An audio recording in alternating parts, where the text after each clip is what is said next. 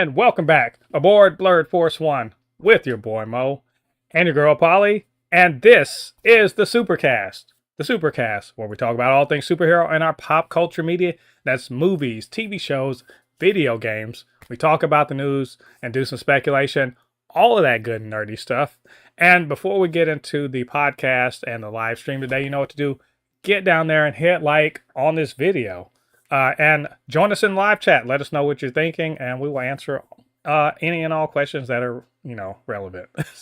So anyway, Or just yeah. Polly, how you doing today? pretty damn good. That's great.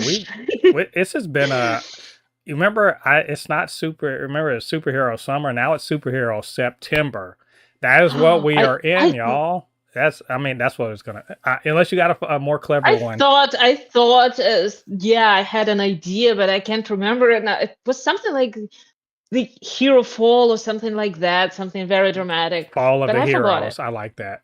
But no heroes are falling. Oh yeah, fall of the heroes. Let's call it that. Yeah. That's pretty. Isn't that pretty? I want to say, isn't that Pretty bleak? Isn't that an actual comic book or comic series?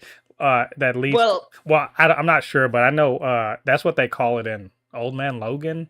Am I wrong about that? When he killed all the heroes or something, something like that. Either way, but it's superhero September. Most definitely a thing. It's because we have this week. We have obviously the comic shop continues on with its fourth episode. We also get It is, yeah. PEACEMAKER is continue on. Gen V just premiered its first 3 episodes. Of course, we are going to talk about that. And then next week, because you don't have enough comic book stuff in your life, they said, let's squeeze in one more. That we're like that guy, the meme with the guy with the plates, all the plates. We got 2 plates, one on. We got Marvel Zombies, y'all. So Marvel Zombies is going to be the final thing that drops for superheroes in the month of September, and we're very excited for that. So we look forward to next week us talking about that, because they are dropping all 4 episodes at once. It's gonna be like watching a movie, basically. It'll be cool. So it's also gonna be like a lot. Yeah. Next week's review. A lot of watching of a lot of stuff. And watch because that is just the way things work. There's gonna be a ton of news are gonna drop. Like Kevin Feige's gonna be like, you know what? I just want to tell y'all, about everything that's going on for the next 3 years, and it's gonna be a 3-hour show because he suddenly wants to info dump us. I'm telling you, mark my words. Somewhere in the news, they're gonna decide hey, we just want to tell you everything. So Sony's probably gonna explain why they're skipping New York Comic Con or something. I don't know. Which is the thing, by the way. If y'all didn't see that, they were supposed to have a presentation at New York Comic Con. They canceled it. No idea why. Well, they were keeping it for this week, for next week. Yeah, I think maybe New York Comic Con, they were gonna introduce the Madam Web cinematic universe, and then finally, the most eagerly awaited thing by all fans. Yes, everything revolves around Madam Web. Don't forget Doomsday. No, Doomsday is going to be second place to. No, it's going to lead directly into the Madam Web. If she shows up in Doomsday, look, I am going to be mad if that happens. I would actually, no, I'm not going to lie. I think it would be cool if the Sonyverse was part of the incursions, and then it's one of the ones that just gets completely obliterated by other, remember, because doesn't Reed have to destroy? More would be yeah. Doesn't Ultimate Reed or something like that? One. Doesn't Ultimate Reed destroy other universes in order so that? Not Ultimate Reed actually. That was the Illuminati. They destroyed a lot of universes, and they destroyed the ones that didn't exist, and then they destroyed one which had lives, and then Namor went off with Thanos and his crew, and they destroyed a bunch more. So these are a lot of murder. Wait, these are 616 people? Yeah. So wait a minute. just help me understand. So you're telling me that in the Illuminati, and Black Panther's part of the Illuminati, right, too, right? Yeah. And he signed off on this. It was like, kill or be killed. No, I get it, but just so we're clear, every member of the Illuminati is responsible for genociding a bunch of In universes. case of that particular universe, yes. Okay. They built the machine to destroy the other universe that's on the path of the incursion with 616, and yes, they destroyed one that had life on it, and technically they didn't particularly sign off on that, but they were ready, and then when the time came and somebody had to press the button and actually destroy it, they all got cold feet, and they all were like, no, I can do that, and like I said, then Namor did it. So, and he shamed everyone for not being able to do that. They should have all pressed the button at the same time, like like the Fantastic Four thing, yeah. Yeah, no one's to blame, and everyone's to blame. Anyway, I didn't mean to get off on a tangent like that, but yes. So before we get into the news of the day, everything like that, obviously, let's talk about what we did nerdy this week. I'm gonna preface and say I didn't know nerding on a budget, so I had a car trouble. I did. It requires money, and I can't buy, toys and keep my car running at the same time. These are incompatible. So yeah, but what did you do nerdy this week? Okay, the first nerdy thing I did it last week actually, and I think I mentioned that, but I bought this. Noise. Yes, she is stunning. It's a McFarlane Toys Storm that comes with a little card, which I can't find right now, and she has like a background which I'm not going to be using, but the statue is just superb. I love it, and it also. Well, I do have sort of a collection of Storm statues, so it's Storm, had to do it. Other than that, I, of course, watched a lot of stuff. Watched Free Care Friday today, by the way, which is, been waiting for that to come out. It was pretty good. Really a lot of references to the first movie and stuff like that. It's just a really fun experience and really nice thing to watch. Obviously made by millennials and for millennials. you can just see it. Yeah, superhero shows, all of that is watched and cataloged. And I, of course, as always, I read some comics. Nice. I did not read any comics. Or maybe I read one.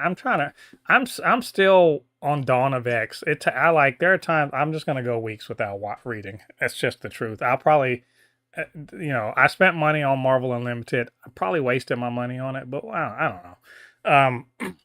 Well, I just got to make time for it. It's hard to make time for it these days because so much else is going on in the world. A lot of people are talking about quitting Hulu and Disney Plus. Yeah, I saw that today. I'm not pulling that trigger just yet until I can figure out how to stream alternatively. Did I say that right? I see. Stream alternatively. Because I understand the desire for this sort of thing, but it kind of reminds me of the things that we saw this week in some of the shows, and then things that we saw this week in some of the comics. Mm-hmm. So I'm probably not gonna. I'm not gonna recommend to anyone whether to unsubscribe or not. Yeah, I don't know. I get it. The point is to hit people where it hurt. Like, the thing is, whatever your political persuasion happens to be, one of the, you vote. That's how people know whether or not you like something. And you vote with your dollars, as they like to say.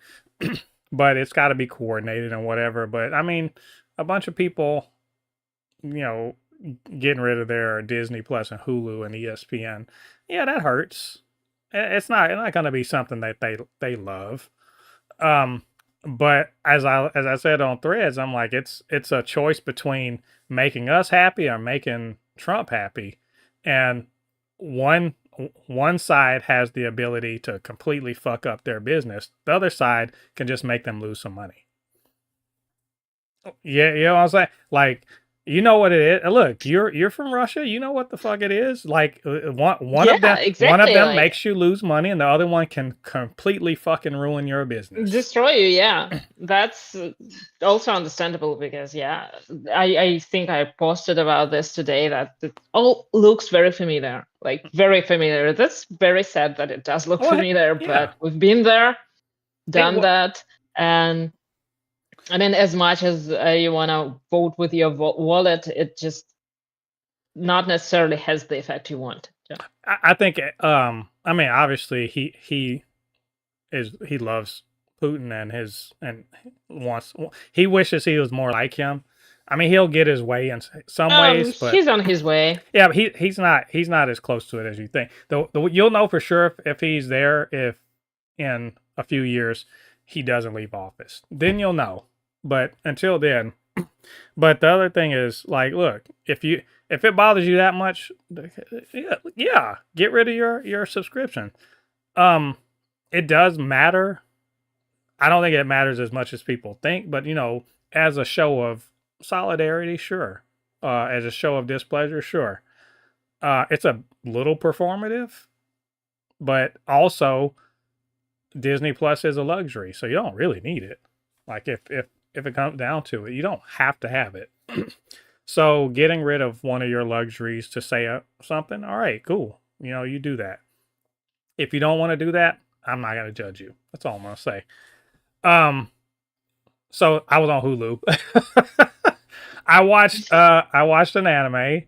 It's called My Instant Death Ability is So Overpowered. What surprise? These anime names. It's based God. it's based on a light novel, a Japanese light novel. It's an isekai. I love isekai things. Um, it's literally about a person who can he and his classmates get sent to another world, and they find themselves in like some kind of competition to sort of become godlike superheroes, not superheroes, but heroes in this fantasy world.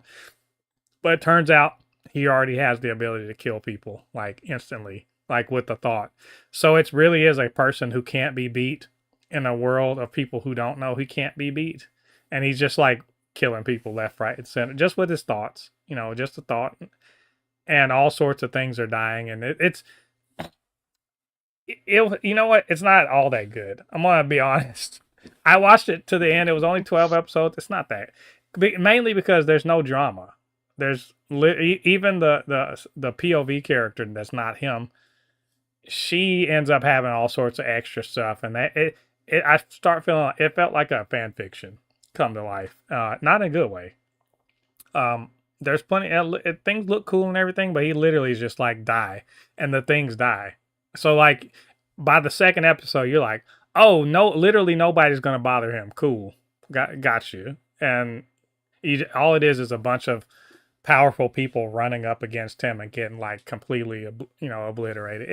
It's fine, I guess. It's not I if I had my way, I would have watched something else. It definitely does sound like a fan fiction, like some kind of fantasy it's of a very disturbed person. The thing is, he's not like a bad guy. He's not like he doesn't relish in it. He just has this ability, and when people fuck around with him, they find out the hard way. The other thing I did is I started playing the game 2XKO, which I'm traditionally bad at fighting games, and because of my car troubles, I haven't been really playing much because being tired from having to bike to work instead of drive and whatever. But I'm gonna get back to that. It's fun so far. I'm enjoying it. I got into the closed beta. It's been fun. And beyond that, I think that's pretty much it. I've just been watching the anime, and then of course the things we have to watch.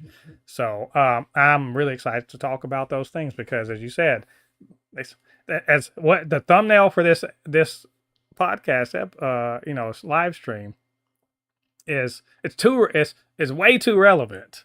Gen V's way too relevant. So we got to talk about that. Right. But before we do that, before we get into the news, you know what it is? It's time for. Oops, wrong one. Polly has issues. That's right. Our resident comic book expert, aficionado, reader, because clearly I'm not that person, has issues.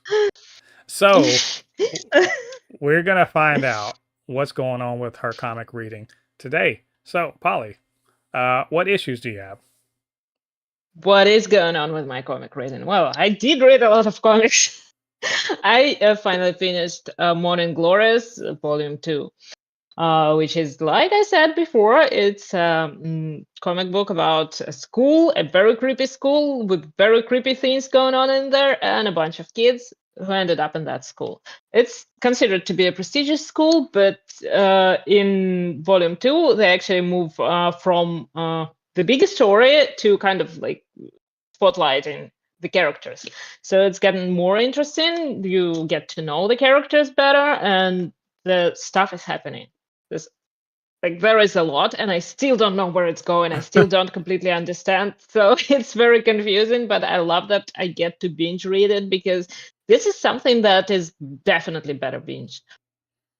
Then I read The Ultimates. The Ultimates, obviously the new issue 16.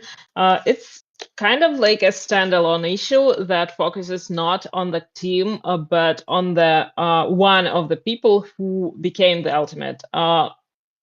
If you follow the Ultimate Universe by Marvel right now, then you know that at some point the Ultimates, the team, they introduced this app that helps people, their supporters, to connect and help disrupt the authority, do all this sort of thing. So this story, this arc, focuses on one of these people, and it's really cool. It's definitely also relevant. It's about how much one person can do, and like whether or not you will notice when things are happening around you. Mm-hmm. So that's, again, very relevant, very very political. Ultimate Black Panther is definitely going to I feel like the story is not ending, but like coming to some kind of a resolution. Very interesting issue, very great art, but it's kind of a vision quest. The origins of not vibranium, but like the origins of Wakanda, stuff like that. Very exciting, very fun. Definitely a part of a bigger story, and I can't wait to find out how it all ends. Which is, I don't know, I think it was like announced for fall, the end game, Ultimate End Game. Very interesting what's gonna happen. Obviously I read Uncanny X-Men, and that was kind of, I don't know, I'm just losing interest in this book very quickly. Something is not working for me. It's like the characters, they don't feel familiar. They just like, it's the new team. I understand like why they're there and stuff they're doing, but they kind of don't feel that interesting to me. And the old characters like Rogue and Gambit, who are two of my favorite characters, the Wolverine, Nightcrawler, I don't recognize them. So I don't know. Maybe I'm gonna stop reading it, maybe not. But it's just, I do know that this run has a lot of fans. So, well, please tell me why you like it so much, because like I do want to like it more. What else? What else have I read? I read the final issue of Magic. Magic is the solo book about Ileana, of course, and it finally came to a conclusion. It was a very interesting story, very focused on her finally, because we don't get enough of those. She's usually in a team or something, and it's really nice to see her story in particular, told from her point of view, and it kind of like has this Buffy finale vibes, because the final episode, because like it ends with everyone looking to the future, to the next step. It's a really feel good book, turns out to be, because it has a happy ending, everything is resolved, everyone is like finding their way. Pretty cool. But next, I think that we're gonna have the Age of Revelation stuff. So makes sense for this solo stories to be concluded. And of course, I checked out the Deadpool Batman crossover, the Marvel and DC crossover. It was kind of fun. I still don't particularly understand what they're cooking with it. It feels like the characters just come together and they know each other, so it's different. Like not what we had with Amalgam, but like something interesting.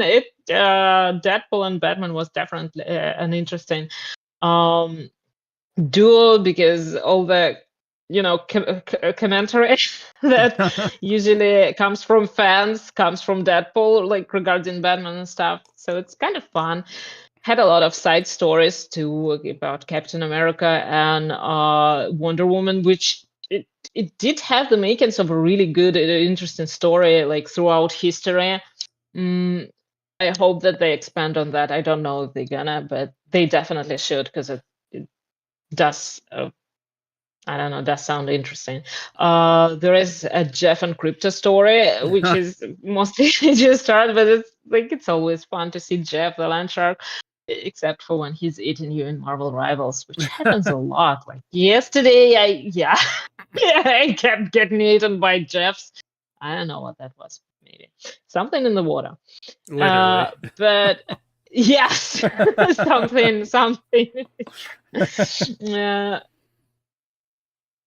So yeah, I don't remember if there was any other story. Oh yeah, there was a Frank Miller story about Wolverine and Batman. I can't say anything about that one. It was just a short story. I can't say it was good, but the rest of it was very interesting and very exciting to see what else they can make. But what does feel disappointing a little bit is that these are all short stories, and I would really appreciate a bigger arc, because again, like I said, there's so much that you can do with like both characters from different universes. Right. So, and that's it for this week. Nice. Like I say, guys, Polly has issues. Oh my god! I wait. Did I brag? I did brag, I think. Yeah. Yes, I did brag. About Storm. I forgot. Oh yeah. I was gonna say about that maybe they'll do.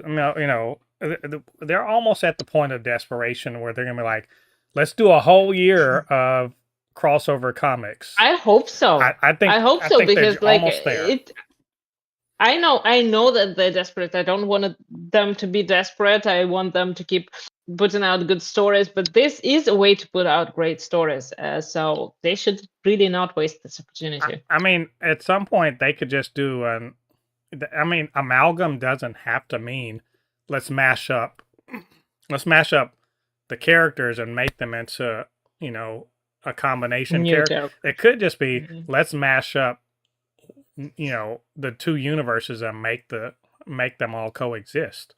Because we know canonically within the DC universe, at least within the James Gunn, in James Gunn's DCU, New York is not. I don't think New York exists. Not the way we think of it, Metropolis and Gotham and all that stuff. But either way, you could very easily just push them together and be like, all right, you guys coexist. And now there's a shit ton of people trying to figure out how do we separate these worlds. That's kind of what's happening so far, as far as I understood, because there was a Green Lantern. Oh, there was a Green Lantern story, like an exchange program between Green Lantern and Corps and Guardians of the Galaxy, and then there was like this mashup of not mashup, but team up of Daredevil and Green Arrow, and they kind of seem to know, like of each other's existence. More or less, like when Green Arrow said that he was from Central City, Daredevil didn't get confused because I don't know, is there a Central City in? But then again, there used to be a Central City in Marvel because that's where the Fantastic Four is from. Well, I mean, I would love to see that, but we'll see. Like I said, they need to be a little bit more desperate for readers. Oh yeah. So, that said, everyone, oh, this is a supercast. We are going to talk about the news for the week, and not a ton because we really want to focus on our reviews. So we are going to talk about the passing of Robert Redford at the age of 89. So footage from Marvel 1943 gets leaked. What does it make us feel about the future of that game, which comes out next year? Krista Milioti, she gets a big win for her role in Penguin. Batman 2 details are given by Matt Reeves. What can we expect from that movie that starts filming next year? Then, of course, we're going to review the Comic Shop Episode 4, Peacemaker Episode 5, and the season premiere of Gen V Episodes 1 through 3. Lots of stuff to talk about. Polly, are you ready to get into this? I am. All right. Well, let's do this. So, film legend Robert Redford passed away this week at the age of 89. Comic book fan, movie fans, if you don't know him from anything else, he was, he was the Red Skull, basically. Not Red Skull, sorry. Why can't I say his name right now? But he was the bad guy in Captain America: The Winter Soldier. I hate that I can't actually say what his name is. Why can't I say his name? But anyway, he did play the head of Hydra. That was also Robert Pierce. That's what it was. Oh yeah. So he played Robert Pierce, head of Hydra, but also the head of the World Security Council, and friend to Nick Fury. In fact, he's the one that made sure Nick Fury got to be head of S.H.I.E.L.D. So, and Captain America: Winter Soldier, considered by some to be the best MCU movie, maybe even the best superhero movie ever. But it's definitely one of the high marks as far as I'm concerned when the MCU is concerned, or comic books. And I remember when they were casting for that movie, and they said Robert Redford. I was like, oh shit, they got a goat. We got a. I literally didn't say goat, but you know what I'm saying. We have one of the greats, the living legends, that's going to be in a comic book movie. And that was the era when like all of the legends started to be like, that little Marvel money looking kind of good over there. Let me hold on. We kept getting the soldier characters played by really famous people. Yeah, they're like, hey, I like that check too. Look. Or some of them. Yeah, I'm a lifelong comic book fan myself. Hey, or Anthony Hopkins, literally, actually the reason he said he did it was because he wanted his grandkids to see the movies he was in. He wanted to actually be in something they could watch. So Robert Redford, he showed up as Robert Pierce, was a great on-screen villain. But let's not sell the man short here. He's a legend for a reason. Been in the acting game for a long, long time, since the 60s, right? A lot of people know him for Butch Cassidy and the Sundance Kid. One of my favorite movies of all time he was in 1973 called The Sting. Just amazing. He's in a movie from 1980 called Brubaker, where he played a prison warden in the South. Just like an actor's actor. And he created the Sundance Film Festival and the Sundance, like the Film Institute, where writers, directors, whatever, can go out there and like really take classes and like whatever to get better at their craft. He did so much for the art form. Again, one of the great actors of our time. Just left a huge footprint. And I'm saying a whole lot. Polly, again, a legend. We've lost another one. First of all, God damn it, 2025. That's a lot. Anyway, what do you have to say? Well, I did not actually know most of this stuff, and I did not know him outside of his MCU role because I have not seen any of these movies, which is shocking probably to some people, but no nerd shaming, okay? There's no nerd Uh, shaming. If you're not a film, like if you're not a film fan and you're from another country, you don't have to watch all of American stuff. This is like as an American. I mean, obviously he's an internationally known actor, but he's in English language stuff. So like if you're from an international audience, you may not have seen his stuff, and it's fine. Oh, well, I forgot. heard of some of those movies. He did All the King's All the President's Men, is that right? Where he was actually it was based Maybe on All the King's Man. it was based on a true story about the Richard Nixon, the Watergate break-in, and the he played one of the news one of the newspaper people that broke the story, that like found the source and broke the story. Like that's a very famous role of his. But I get it. Look, these are older movies. If you're a certain age, you're not from America, you might not have seen these, and it's all good. Just he's got some like all time like great performances, and maybe you'll be interested in checking them out. So anyway, you were saying, Yeah, it's a huge legacy again. Yeah, and a lot of stuff like that I did not know again about the festival. Impressive. But how old did you say he was? he was 89, and I believe he 89. That's yeah, I believe he had an illness that that's ultimately still a succumbed decent to. age to Yeah, go out at. most definitely. His last on-screen role was Endgame. When Mm-hmm. he was in the scene with RDJ and them, and after the Avengers, after Yeah, the yeah, scene yeah. with the Avengers. So that was very cool. Just rest in peace. Like I could say more. I just encourage people, if you don't know his films, look him up on Wikipedia. Look up. They're probably even top 10 Robert Redford performances and what. I mean, there's a lot. Like he's considered. If you saw on social media, so many big names were like condolence, and they were telling stories and all this other stuff. There are people who are considered goats who are just like, yeah, he was a goat. Like he was it. He did so much. Like I had an opportunity to learn this from him or talk to him, or I was on the set with him. You know what I'm saying? It's that sort of person. So, like I said, a deep legacy. We were fortunate to have him. Trust me, when you watch his movies, you'll know what I'm talking about.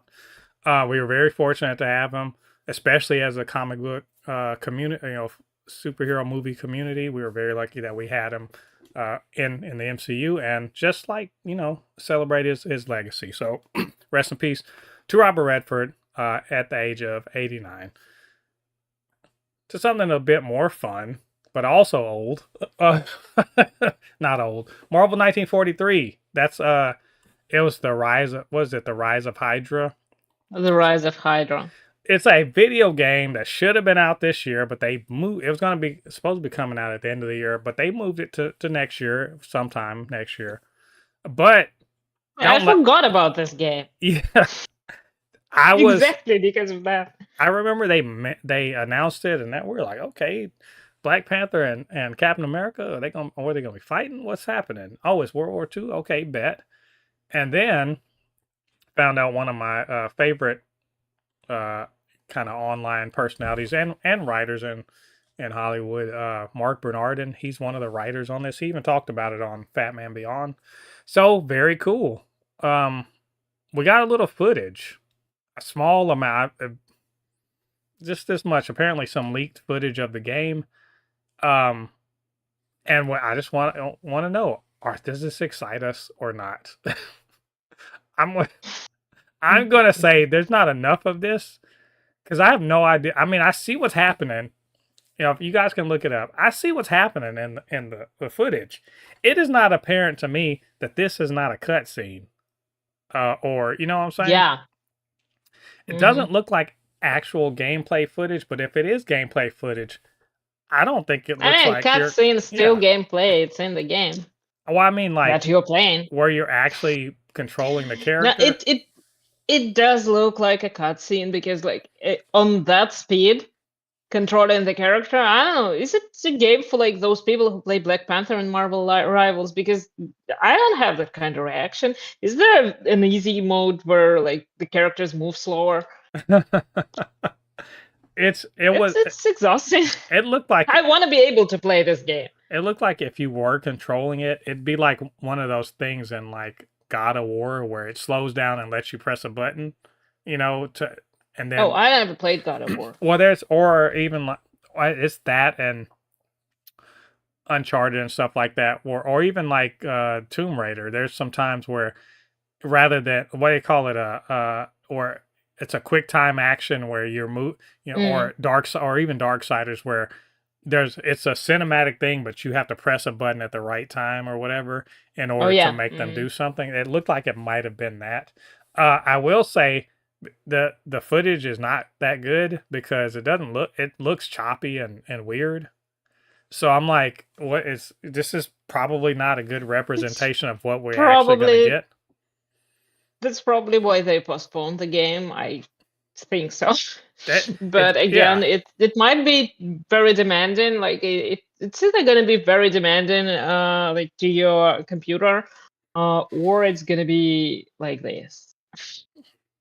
It's hard to call. That's like, who knows that, but it's kind of funny looking. Like, but the action's cool. Black Panther's kicking ass. I think we may be watching it from the perspective of Steve Rogers. Nazis are getting punched. I mean, I can't ask for too much more than that. In this day and age, there's going to be a story there. So I play a lot of games for the stories. I do like playing Marvel games for the stories, but if the story is good, then I'm happy. I don't even mind if it's not perfect visually, but if the story is good, that's good for me. Yeah, I just want to see Nazi punching that won't be condemned by certain people in the media. Because I thought we were all on the same page. I thought we were all on the same page about that, but apparently not. So anyway, we'll keep an eye out on this, and hopefully they'll announce when the hell this thing's coming out because I do want to buy it. So we'll see. Let you know. Let's talk about a huge W. Let's give it up for Kristen Milioti, who I thought, and mind you, I have not even watched the last few episodes of Penguin. Yes. No, that's a reason for nerd shaming. This person was shaming me. Yeah, you can nerd shame me. It's fair. I think it was too stressful to watch certain episodes, and then I was like, oh, this is I dread watching shows sometimes. Oh, I would say everything okay? Did your cat? My cat jumped at the door. I just say. It looked like terrified me. It sounds like a demon is trying to come into the house, but actually a demon is trying to get out. So yeah, it's cats. That's aka demons. No, I didn't watch it. I haven't watched I'm going to make myself. They're so stressful. Those episodes are so hard to watch because of how on the edge I am about them. So, but I'm gonna get back to it. But she won. I knew she should have. I was like, she needs to be, even with 5 episodes, I was like, holy shit. Hell, for that episode where she went to Arkham, give her the statue now. Who else gonna beat this? And apparently the Emmys committee agreed with me because she did win for Best Actress in a Limited Series. Well deserved. I even loved her acceptance speech. Because they were trying to rush people off and shit, and so she did a pretty good. I think she did a great job on the show. I thought that was a very cool acceptance speech. And the thing that I loved the most, and maybe I'm a weirdo film nerd about this, but I loved where she was like, "I love acting," and I was like, "Well, shit, you're gonna if that's how you feel about what you do, you're just gonna keep putting in great performance after great performance, because that's your lifeblood. She, like, I feel, and I said, I saw her in the show Made for Love, and I was like, holy shit! I didn't know she was on it like that. She really, like, on Made for Love, and you can't even watch it because it's not on HBO anymore. But I was like, this is, I can't fucking believe this. I didn't realize she was like that. So I knew she was gonna go in and kill it on Penguin. Anyway, I'm happy for that. I think it's good for the comic book, media, shows, movie, or whatever. Get some more respectability, a little bit more respectability. What did you think about this win for Kristen Milioti? Well, I only saw it like a post about it. I think last week sometime, but I didn't watch the awards ceremony because obviously it's like sometime at night, and I Yeah, you gotta have no sleep. idea where to watch it. It's not Oscars, because like Oscars you can find, but Emmys not so much. Yeah, and I gotta sleep occasionally. Right. But yeah, but obviously I forgot that Penguin came out last year. I forgot all about that show. It was good. It was great. But it's just some time has passed, and a lot of other stuff has come out. So makes sense. But that was a very deserving role.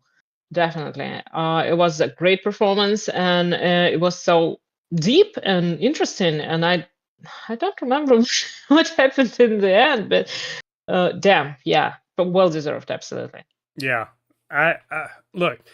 Does this mean that these awards voters are going to put more respect on Oh, comic book stuff? I don't know. See, the problem is that this show, it wasn't a good, like, it wasn't a great representation of comic book movies, because the kind of movies and shows that we also like, they tend to be a little sillier.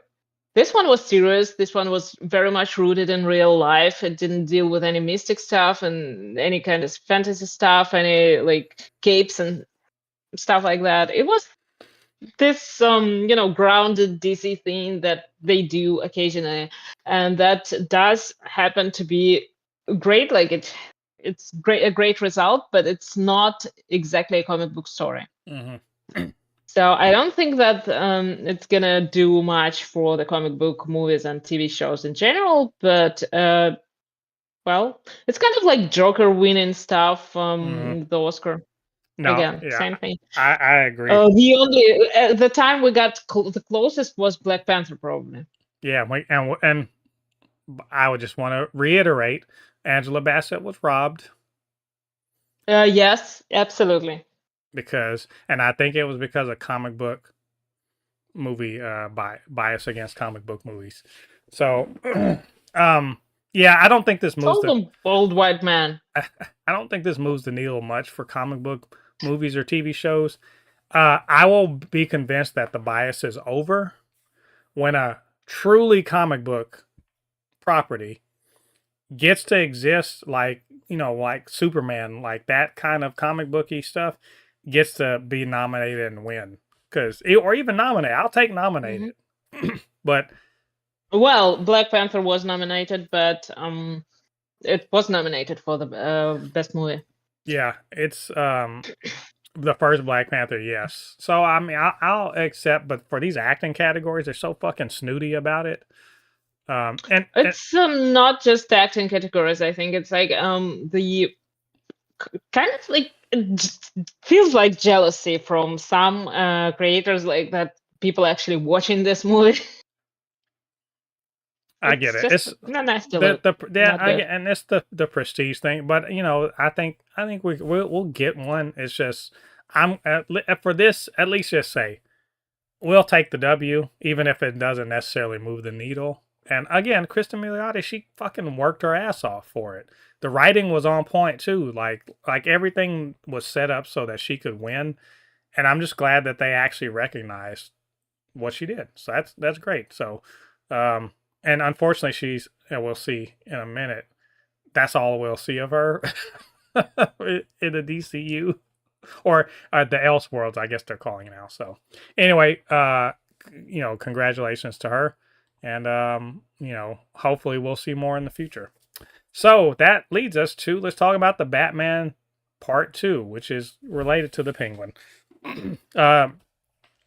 Of course, what's Matt Reeves took his sweet ass time writing this script, but you can't rush the chef. Let the chef cook. Maybe it's 2 a.m. and we'll finally get that ravioli he said was handmade, and I don't know, he went and killed the damn pig to make the or killed the baby cow so he get veal. I don't fucking know.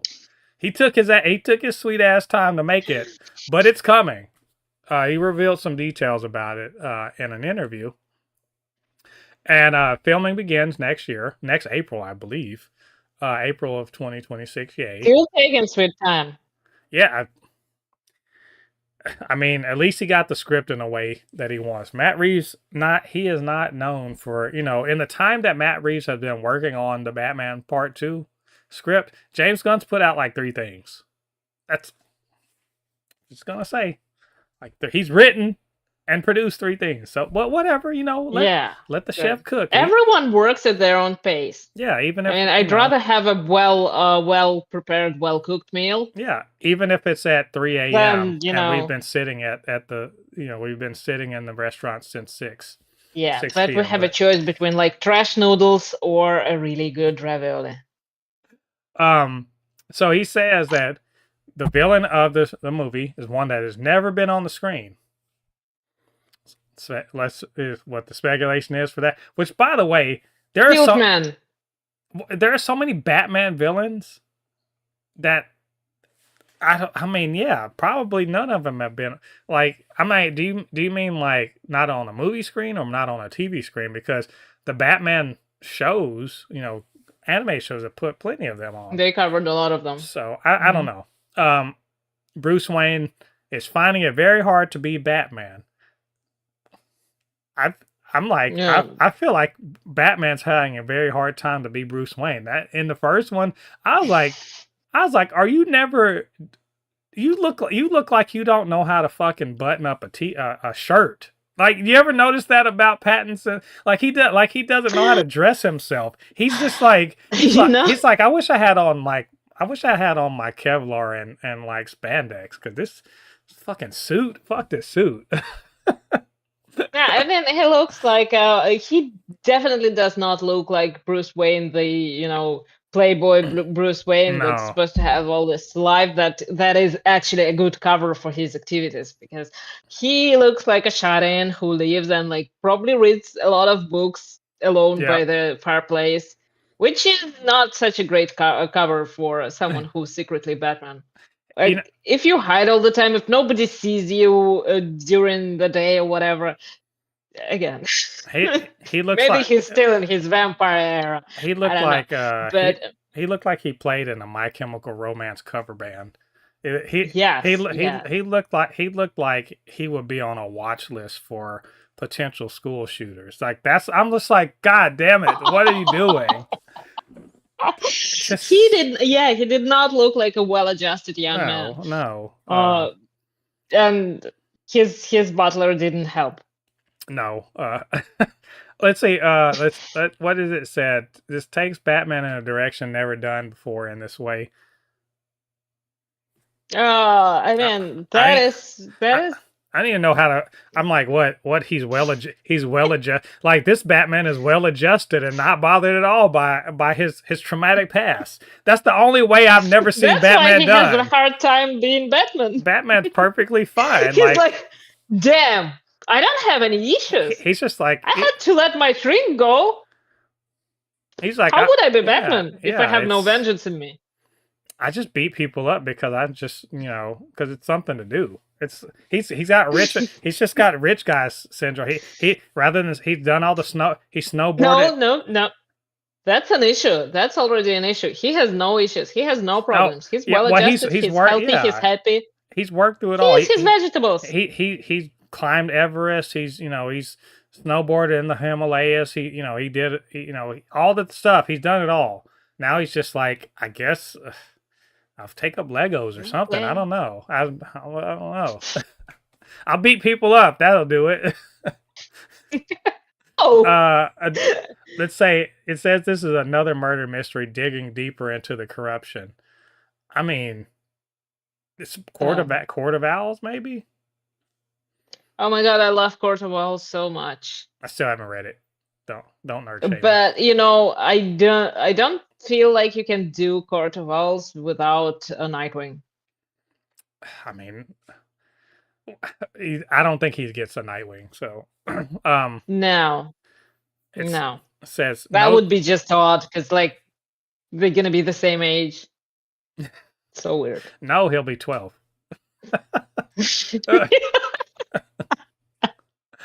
It says Penguin will be in 5 to 6 scenes, and Sophia Falcone will not be in it. Boo! I'm saying that immediately. But maybe it makes sense. I have not seen the end of Penguin, so maybe it makes sense. I don't remember how it ended. So Matt Reeves and Robert Pattinson believe it will top the first film. I mean, I hope so. You spent enough time on it, damn it. I want it to better. be. I want it to be way better.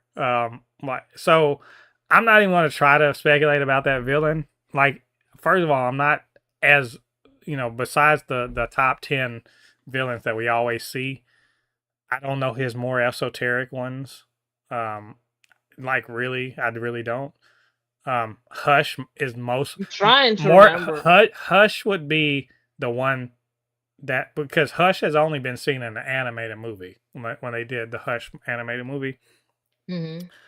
But I think Hush doesn't make any sense with a really new Batman. Hush only works with a well-established Batman, right? But a new Batman, no. I think wasn't Hush also in the animated series? In the animated series, and then there was a movie. I don't remember that but I do remember. I feel like he was in the animated series, but I could be wrong. So I mean, I don't know. He has like a lot of smaller villains. Yeah. I mean, maybe some of those. Maybe we're thinking too hard about this. Maybe it's organized criminals that haven't been the various organized crime families that he's dealt with. I don't know. Yeah, like this Clock Face or Clock King. Clock King would be fun. Clock King, yeah, stuff like that. But they're silly. They're a little silly. It's. That. I don't think they're gonna go Matt Reeves. Well, we're not gonna speculate. Well, Riddler was a silly ass. Riddler was in the movie. Yeah, but I'm saying Riddler was silly as shit too until Matt Reeves was like, "What if he's not silly but he's terrifying?" So if that's Matt Reeves' outlook on it, it's like, well, what if they're not silly but actually they're terrifying? Okay, Clock King could be he could be scary, given the right outlook. Looks. Yeah, I mean, again, Riddler. We saw Jim Carrey's Riddler, and we were like, "How's that gonna work in this?" No, oh shit, oh this dude's duct taping a motherfucker. He's duct taping bombs to bitches' faces. Oh, okay. Yeah, but then imagine if he's like, "You've never seen this villain before," and then it's just Joker. That would suck. I don't know. Look, I'm excited. But you've never seen him like this. Yeah, you've never seen him not be funny. I'm like, that's fair. I've never. No, we have. Oh, yeah. What are you talking about?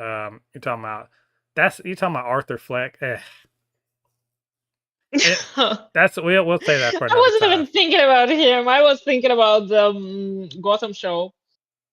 Yeah. I didn't even watch that, so I'm not even gonna. No, it's pretty good. Yeah, I've heard. I watched the first few episodes and I never got back into it. So, this all sounds very interesting. Hopefully we'll get more information over the next few months. April is 6 months away, so we'll see. We'll see. We got time. Yeah, and I'm assuming we're not gonna get this movie until the end. Wait, it's 2027. God damn it! Oh. It better be worth the wait. That's all I'm saying. Y'all, this better be top tier. It's Joker. Yeah. Anyway, we'll talk more about that when we get more information. So that leads us into our reviews. The Comic Shop, episode 4, premiered this afternoon. Had a chance to take a look at it. As usual, we are supporting independent TV, independent media, and of course, black nerds making things. So shout out to Cheyenne Awulu, who is, creator, producer, showrunner, writer, all that stuff. She's doing a lot of things. And to her cast and crew doing their thing. This is a Dungeons and Dragons themed episode, which I will say that was very near and dear to my heart.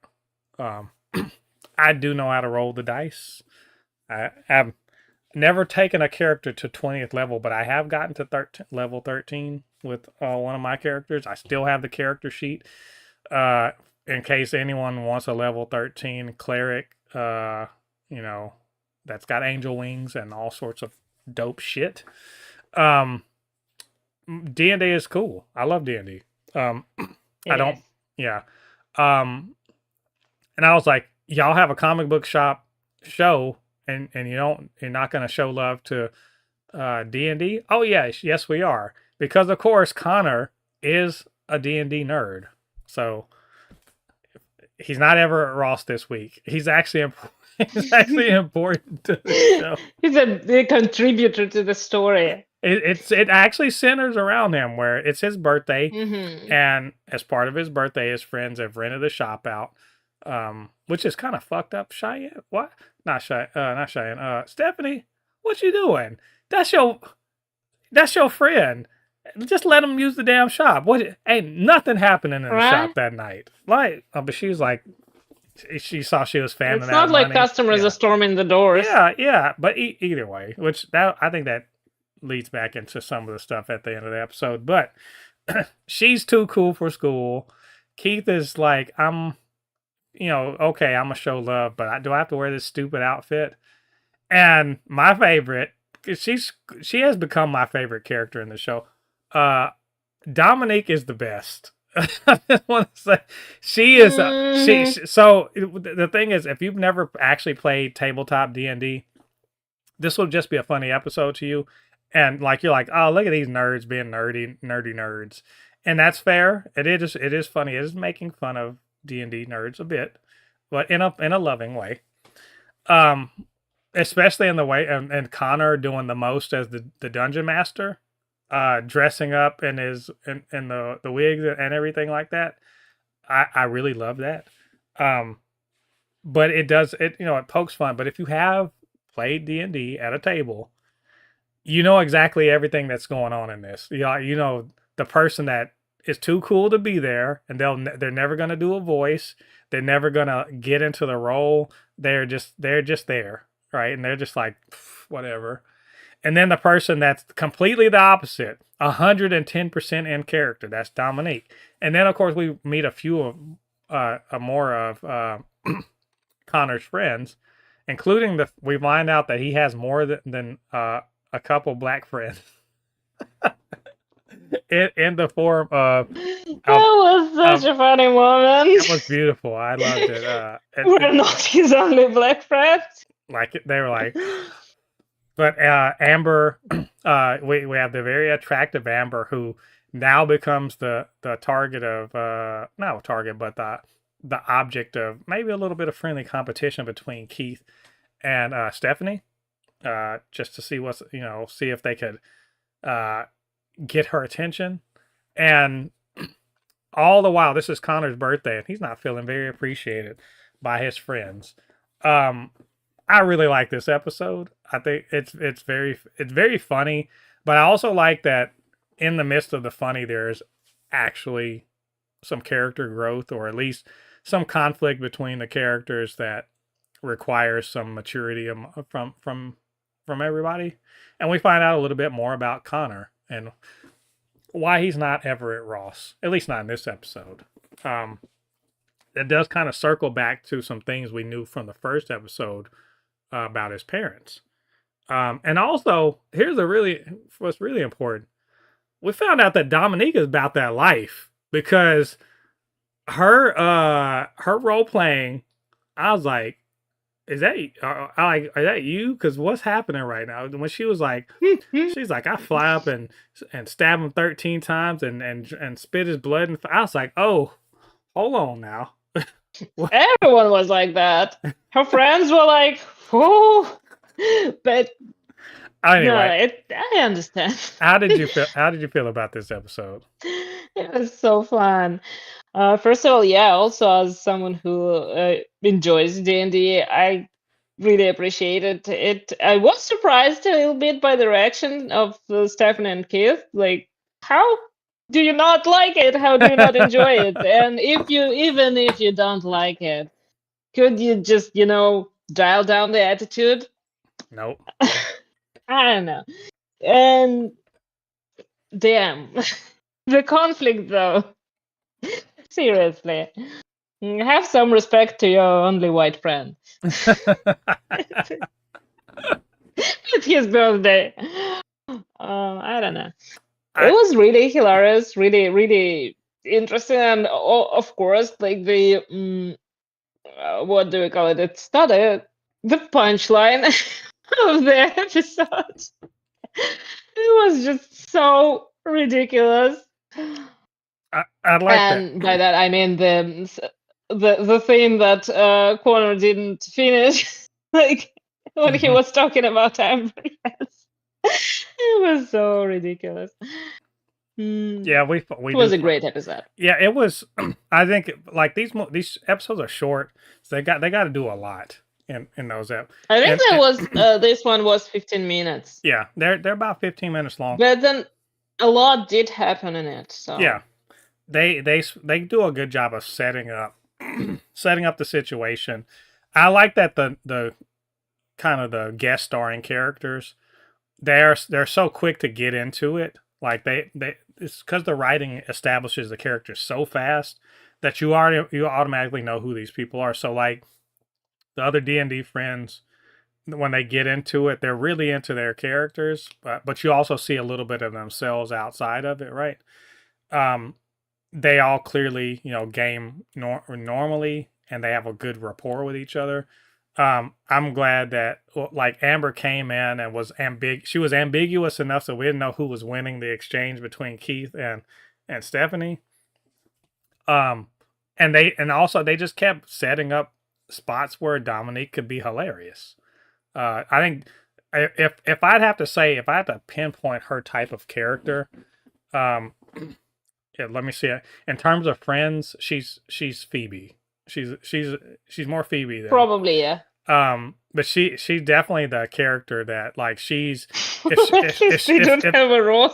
If this were an anime, she'd definitely be the girl that's always jumping around like this, and she's or she's she on a dime, she's just like the tears, waterfall tears or whatever. She's that, and I love the energy. I love that she stayed in and her outfits always. Yeah. I mean, yeah, of course, Keith looks like an idiot, and then of course she looks perfect. So it is. That's again, shout out to Cheyenne, because apparently she did a lot of the wardrobe like choices. So good for that. All around, like I said, it was good. I thought the little confrontation at the end about, hey, this is my birthday. My folks didn't even talk to me today, and I just wanted to hang out with my favorite people, and like, you guys just don't even want to be here. You just care about Amber. And then they were immediately like, you know what? We was wrong. You're right. Let's go back in here and like do our thing. They didn't have to linger on it. We were wrong. All right, we didn't know it was that big a deal to you. We should have been more sensitive. Our fault. Let's go do this. And they have a good time. And Stephanie gets shot down because she is not Amber's type. Which is Amber likes white girls. That's just the truth. She likes Jennifer Lawrence. And she started naming it. She's like, I don't think I want her type. No, nope. You are not. Sorry, but either good episode. I can't believe there's only 2 episodes left. But also, do they not have in general, do they not sell different color ears? In America, well, the ears were white. Because obviously there's no such thing as black elves. Haven't you heard the people in the comment section for Lord of the Rings? What's the name of the Lord of They the Rings probably prequel were series? there. I just ignored them always. Or for the Hobbit and for. Also, there's definitely such a thing as like dark elves, and they have but dark they're not skin. the same thing as black elves. Black regular elves. Yeah, but they obviously don't read enough. I'm just saying. They don't want to start this argument with me. If you read the comment section on what's the Lord of the Rings show on Amazon and on the Hobbit, the Rings of Power. Yeah, the Rings of Power. There's no real, ask any average fan there. There's no such thing as black elves. This is woke DEI elves. Fans suck. Anyway, good episode. 2 episodes left. We're going to check it out next week, so come back for that. Let's talk about Peacemaker, episode 5. Last time we left our heroes. Peacemaker was about to get set up.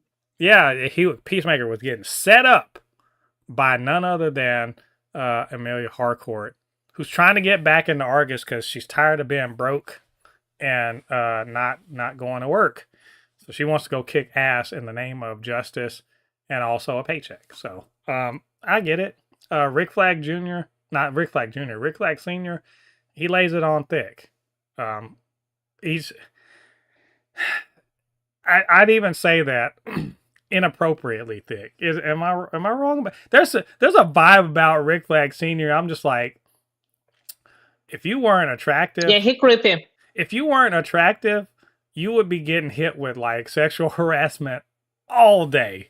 But I mean, he looks good, so Sasha Bordeaux likes what she sees. Creepy. He is being, yeah, he is.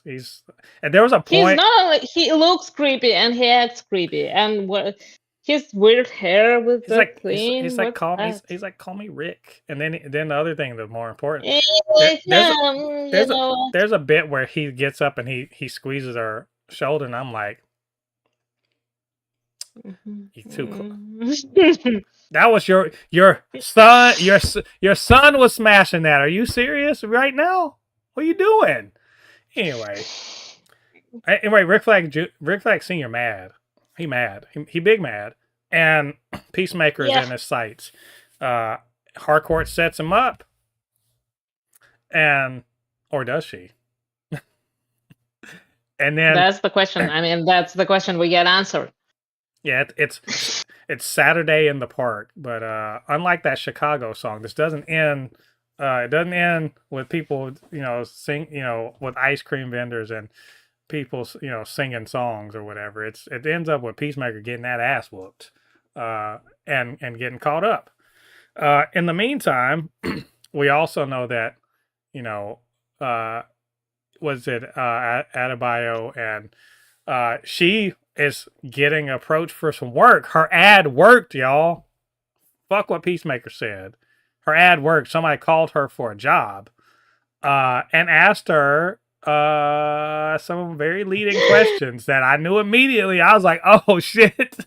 But Adebayo, look, she doesn't know all this stuff. But fortunately for her, her good friend Adrian was able to let her know what she was signing up for. I love how he delivered it. Like I expected that he would be, at first he would be like, yeah, I don't know what this means in security. There was prostitution. It means you get prostitution. I thought we were having a conversation about prostitution. The funny that thing was he was like, don't worry, I don't kill prostitutes. I kill the Johns. Mm-hmm. It's like, but being a prostitute, it's like sex work is hard enough as it is. I do kill the Johns though. I was like, you know what? So we find out he does in fact have a line he does not cross. Good to know about our good friend Adrian. But yeah, there's the confrontation between Flag and Chris that's been brewing all season. It comes to a head, We find out that John Economos is the GOAT. That even though he is, as he says, he's notoriously a pussy. That doesn't mean he doesn't like do like brave shit. He, yes, he's a keyboard warrior, literally, and I love that for him. We also find out, hey, maybe hardcore's not a piece of shit like we thought, but Chris doesn't know that, right? We also find out that Eagly is like that. My God, holy shit! If y'all, I again remember the other day, I was like, oh shit, Eagly, I was not familiar with your game, sir. Okay, but we find out he was just playing. Like that shit where he took out the Argus. Oh, no, he was just playing. And Red St. Wild found out. He fucked around and find out for real. Oh my God. That whole little bit, I was like, oh shit. Yeah. James Gunn loves to get, he really does. I mean, he in general, he does like this mascot characters. Yeah. He has them everywhere. There's like Crypto, there's Groot, Baby Groot, I mean, even Rocket sometimes. Yeah, sort of. And Eagly is just one of those characters. And yeah, he did. I love that they gave him this whole sequence and actually his own storyline. Yeah. Yeah, it turns out he's the prime eagle. Like he actually is. So Eagly's got some alpha eagle. Yeah, Eagly's got some mystical shit going. Like he's got some mystical shit going on. That sort of explains why he is more smart. Why he's more like, and I don't think it's accidental. I think James Gunn styles Eagly the way Red Wing is in the comics, like for Falcon, where he's not just he's a bird, but he's just not just a bird. He's got an affinity for Chris, but also he's way more intelligent than we would say an average eagle is. Like that's why he can all the stuff we know that he can do and we're used to because it's Eagly. It turned out because he's the prime eagle, right? I was like, okay, that's really fucking cool. But also, damn, what a shitty way to die. I mean, well, at least he died happy. Because those eagles, those he was like, I got the prime eagle, ha ha, and they're like, yeah, about that. Yeah, you ain't never encountered a dozen of us at the same time. And by the way, bald eagles are huge. Like in real life, they're fucking huge. If 12 of them decided to fuck you up, I mean, it's yeah. So anyway, Michael Rooker. I'd rather not. Michael Rooker. Let's see. I mean, it's the second time he died in DCU gun film, and it's the third time he died in a gun film, as far as I know. Well, he died in Slither also, so Oh, see, that's the fourth. He does a lot in this movie. It was a very fun bit, and Chris is just like, all right, Harcourt, she gave me up, so fuck this, I'm out of here. I mean, it wasn't exactly like that. I mean, she explained to him that he wasn't supposed to show up, and he kind of understood it, but he's still mad at her because she didn't reciprocate his advances. And by the way, since we're talking spoilery stuff, that's such a there's such a complex navigation of feelings and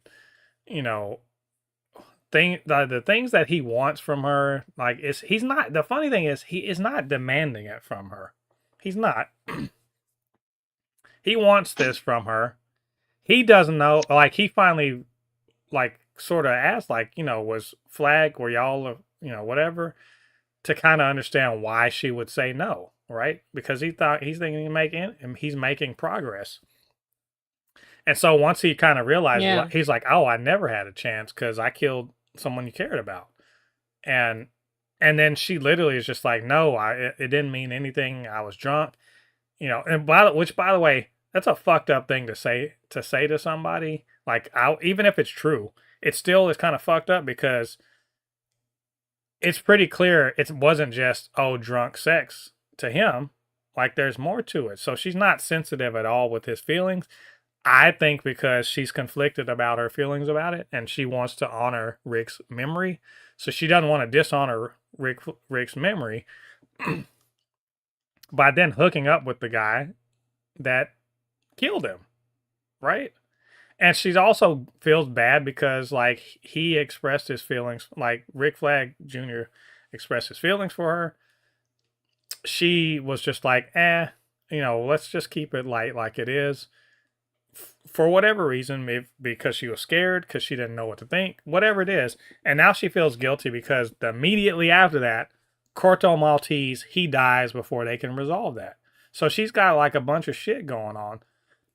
And it's fair for her to just, be conflicted. And she pushes him off because out of her guilt.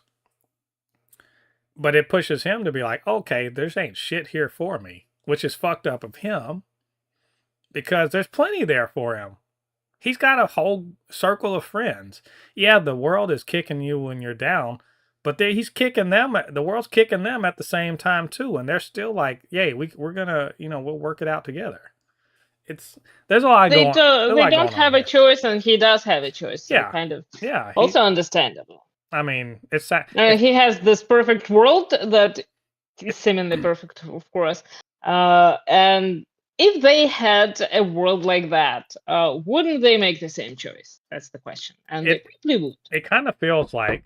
But they want to just drag him back into the shitty world. Yeah, well, and I'm gonna liken this to politics. And if you don't like that, I'm sorry, but this is how it strikes me. That Chris, and it's not lost on me that this perfect world that we think is probably the racist dimension. Probably the racist dimension. Still not a single black person. Yeah, but we feel like I was watching. Yeah, I feel like, but it's interesting to me that his ability to just say peace out, I'm out of here, and go off and be perfectly fine, disconnected from his actual reality. It feels like that's a intentional or unintentional parallel to what I feel like is going on politically in our world, where there are certain groups of people that look like Chris, who have the luxury of unplugging and disconnecting and just being like, whatever, because they'll be all right. They have a world where that will service their needs, right? Whereas, Economos, Adebayo, even you could even say Adrian, they don't, and Harcourt, they don't get to disconnect and be unaffected by the shittiness of the world because they're going to get it first. I don't know. I could argue here because when he left them the thingy that opens this interdimensional portals, and the idea was that if they turn this thing over to Argus, most of their problems is gonna disappear. Right. So he kind of like took care of them before he left. So, and it's understandable that in the situation that he was in at that particular moment, and knowing that he probably can't get back into good graces like with Argus or with his friends, he definitely felt like it was not just easier, but it made more sense to disappear, to solve their problems, to solve his problems. Right. Yeah. But he didn't just leave. He made sure that they're taken care of. So right. It's a little bit different. I do appreciate that. I think maybe what I'm getting at is he's not just he's getting away scot-free, but he is still leaving behind people who are gonna be affected by his being gone. We saw that with Adrian, who we know has a hard time dealing with his emotions properly, just kind of losing it. And some people might want to think it was played for laughs. I didn't think that was a funny scene at all. No, I actually was. I mean, I didn't. I kind of got a bit choked up about it because I knew. I was like, it's funny. We're best friends, and about it's played as a joke until it's not actually a joke. This actually is his best friend that he's always, kind of looked up to and whatever. And the guy just decides to leave and never coming back. And so, like, Adrian's feelings are disregarded. Adebayo's are. Obviously, Harcourt, Economos, they're friends. And he's just like, no, I'm bye, and you'll never see me again. And it's a bit kind of fucked up. It's a little fucked up. I get it. The world's kicking you in the ass. And like, yeah, I mean, he probably feels like he's the source of their problems. So if he disappears, then the problems disappear, and that's technically correct, but it's just not exactly. It's interesting that's a kind of, and now as you say, it's a bit of a suicide analogy, isn't it? Yeah. Like I'm better off not if I'm out of this world. Y'all will be better off without me. All my stuff, all my life insurance, it'll make your lives better. It's better if I'm not in this world. It's what that's deep shit. I didn't even think about it like that. That's wow. I love the 11th Street kids are like, fuck that. He left us this thing. I'm assuming we can make another door. We're going, and Harcourt says we're going to get him, and then they do a walk off. I love that. This episode is oddly too short. I did not feel like it was too short. I forgot one part. Sasha Bordeaux versus Amelia Harcourt. That for Jennifer Holland went off like when she got up in Sasha Bordeaux's face. I was like, what? I was like, first of all, Harcourt, you might get stomped down because we find out that Sasha Bordeaux is a cyborg, so you might get stomped down, right? That said, I was ready for that. Ready for that whole fight. This reminds me that scene in Civil War when Black Widow and Io just standing. And I was like, God, Natasha. As entertaining as this would be, I was like, Natasha, Io will dog walk you. Y'all don't know. Io will dog walk you. I'm just and she's brave, It ain't no taking away from her. We know Natasha got, Natasha got hands, but having hands and having Dora Milaje hands is two different things. Like trust. She didn't want that. She thought she wanted it. She didn't want it.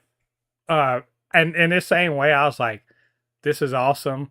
But I think Bordeaux will beat the shit out of you. She's made out of metal. I don't know. At this point, she's had so much training trying to take down everyone and take a punch. Yeah. That's pretty much all she did this season is getting hit in the face. I think she could handle that. That was a pretty cool thing she did to take out Chris also.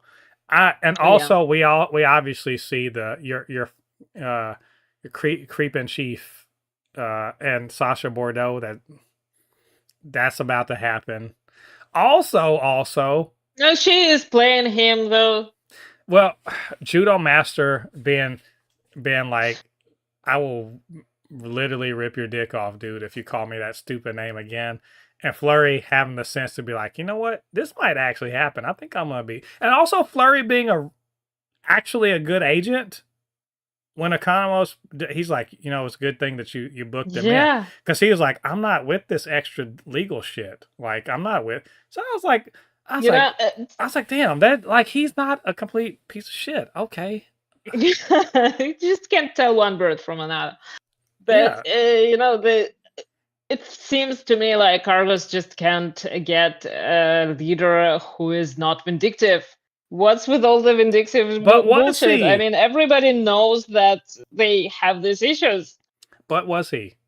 Because he was like, "Oh, y'all thought I was just been crazy and want revenge." Actually, I mean, he still is vindictive. I think he's full of shit. The whole thing with not processing Peacemaker and locking him in a room and beating him. That's how Russian prisons work. Yeah. I think the thing is that also in America it happens plenty too. But the thing I'm not sure about him. I was thinking like, oh, dude, you're full of shit. You talking about you better than Amanda Waller. You sitting up here using Argus stuff to get to Peacemaker under the guise of national security. Get the fuck out of here. You do all of this stuff, and then he's like, oh, y'all thought I was just ruled by emotion. I knew that. He's like, I knew that Harcourt wasn't to be trusted. I wanted her to do all of this stuff so that we could follow him back to where he actually is. And I'm thinking about the sequence of events. He's like, you told me to take the shot. He's like, I knew Harcourt would intervene. Did you know that? No, she did not know that. I think that's why I'm like, I don't think he's full of shit, but I can't tell because if you look at it from a certain way, maybe I don't know. Nah.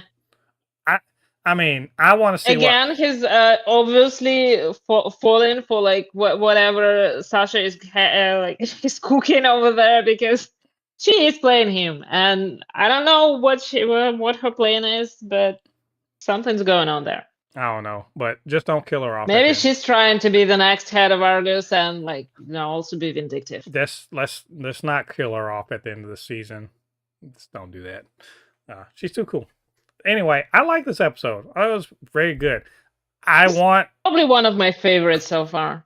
I want to see the racist ass dimension more next. I want proof. Remember, I want proof. Judo Master is in the racist ass dimension. Oh yeah. So they're gonna be like, "What's this? What?" They're gonna say, "What's this Chinaman doing here? What is he doing here?"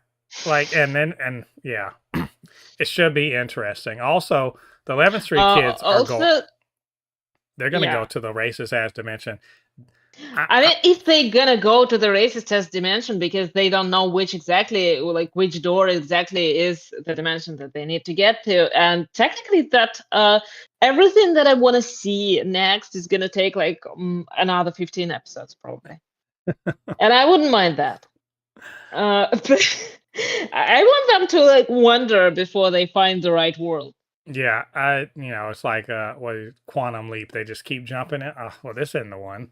So this is the one. This is the one where Calvin Ellis is Superman. I don't think that's the right one. Anyway, this good episode. Can't wait to see the next one. We got 3 more to go. So, and we'll review that next one next week. So finally, in this parade of reviews, we got the one review for the season 2 premiere of Gen V. Gen V, of course, a spin-off show of The Boys, and with that territory, comes a lot of shit. A lot of it is more connected to The Boys than I thought it would be. Very, very extremely connected. In the first season, of course, we saw Homelander showed up, Victoria Newman showed up. Firecracker was Firecracker in the first season. I can't remember, but but there was Ashley was in the first season. Pre or post tearing most of her hair out and then having a wig all the time. So it was it's very connected. At the end of that season, they were locked away. Marie survived a direct blast from Homelander. They were locked away. Some time has passed, and this is not really much of a spoiler. Chance Perdomo passed away. Oops, that's my alarm. Chance Perdomo passed away. In a motorcycle accident right before they were going to start filming the next season. Was it last year? Yeah, a year and a half ago, something like that. So they had to rewrite the season without him and kind of take into account his death. Which, by the way, kudos to them for handling it with dignity and respect. Like, it's a plot point. It actually drives some of the things that happen in the season. It's not. I don't think it's exploited. I feel like it's they write in the fact that he's dead in a way that enhances the story, does justice to the character, and is very respectful of the original actor. So I do appreciate that. um, but Marie is on the run. You know, what's her name? Why can't Kate and Sam? They're back at school after their bitch ass bullshit from The Boys season 4. We also have Emma. You know, she was in prison, and I don't know why I always forget the shape changer's name. Why the fuck do I always forget their name?